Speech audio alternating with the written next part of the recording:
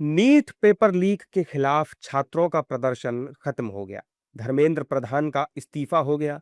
Cockroach जनता party की सभी मांगे मान ली गईं, लेकिन लोकसभा में नेता प्रतिपक्ष राहुल गांधी की राजनीति अब भी जारी है।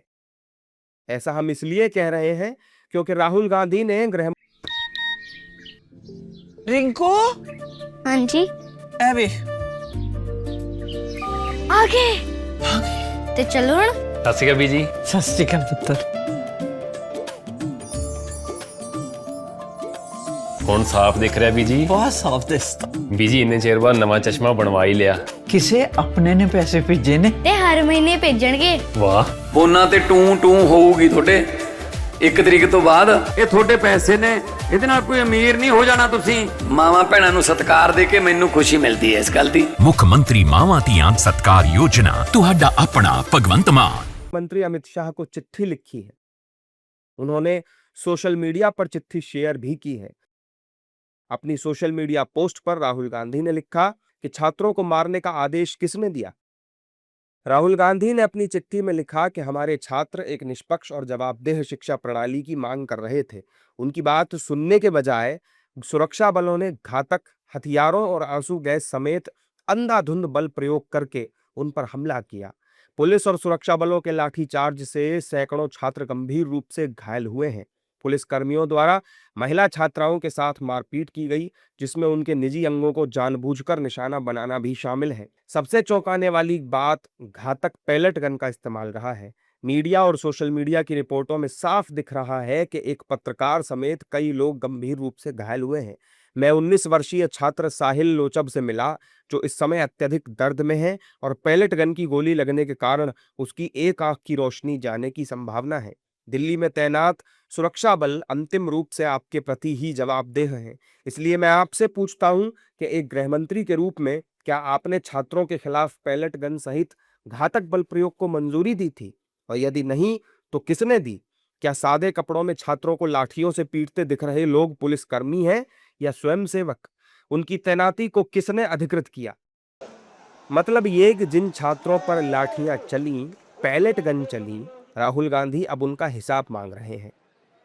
अब राहुल गांधी की इस चिट्ठी पर बीजेपी भड़क गई है। बीजेपी कह रही है कि इसमें कुछ शक नहीं है कि छात्रों के आंदोलन के कंधे पर बंदूक रखकर सपा और कांग्रेस अपनी राजनीति की रोटियां सेक रही थी। और राहुल कर्नाटक पेपर लीक पर क्यों कुछ नहीं बोल रहे? इनके अपने राज्य कर्नाटका के अंदर अभी हाल में पेपर लीक हुआ, क्या वहाँ के एजुकेशन मिनिस्टर को निकाला, क्या उसका इस्तीफा लिया।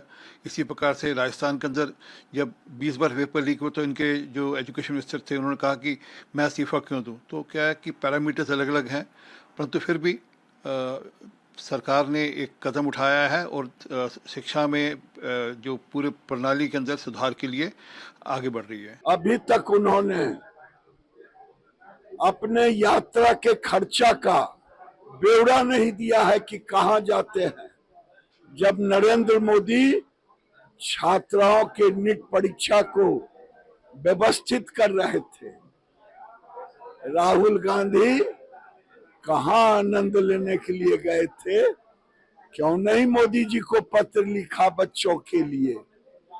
वो अर्बन नक्सल की तरह वो भारत को जलाना चाहते थे, वो बांग्लादेश बनाना चाहते थे। वो कहते हैं कि नेपाल बना दूंगा।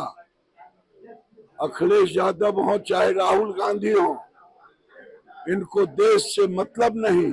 देखिए, राहुल गांधी जो है, पूरा देश जानता है कि ये आदमी देश को